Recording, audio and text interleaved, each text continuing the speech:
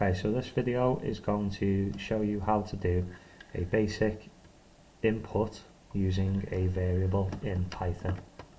So at this point you should know that a variable is when we store a piece of data in memory that can change during the program. So there's a couple of things that you need to know in Python. The first one is that when you type in a variable, a little tip is to always use lowercase when you are putting your code in, because only the words true and false in Python have got a capital letter at the start. So if you use lowercase for all of your code, it's going to be a lot easier for you to spot if there's been any mistakes. So all you have to do in Python to create a variable is type in what you want it to be called. So for example, you could have name, you could have age, you could have something like, what else could we have? Colour. Okay, and then for each of these variables, to the right of it, you need to put an equal symbol. This is called an assignment operator, because whatever is on the right hand side is going to be assigned into this variable. So what we want to do is ask the user to input something. So input is a function. It's got two brackets after it. Whatever goes inside these brackets will be printed out to the screen. So what I mean by that is, at the moment, if I just put equals input for each one, and then we test the program,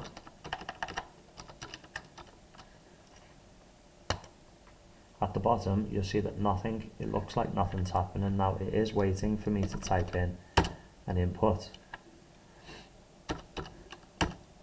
but nothing actually happens because we're putting our inputs in and they're being stored in the variables, but we don't know what is actually stored in them at this moment. So the next thing that I wanted to point out is that you're not allowed to have spaces in your variable names. So where it says name, if you wanted to put first name, for example, you shouldn't put a space. This is what happens if you do. So you try to run the program and it tells you that there's a syntax error straight away. That's because we can't have spaces in our variable names. So the options are, put it as one word, or you can put an underscore in between to separate. You do see some people put in a capital letter like so, but I like to put everything in lowercase just so it's easier to spot if you've made a mistake. So you can use an underscore or put it as one word. Now when we run the program, there's no error. Okay, final thing is inside the input brackets, whatever you put inside speech marks will be output to the screen. So this is where you give the user a message, enter your first name. Okay, same with age, you could say enter your age, and for colour, enter your favourite colour. And now when we run the program, it will come up with an actual message and wait for an input.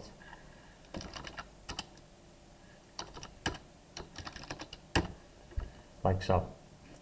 Okay, so that's how you create variables and set them as inputs with a nice message to include.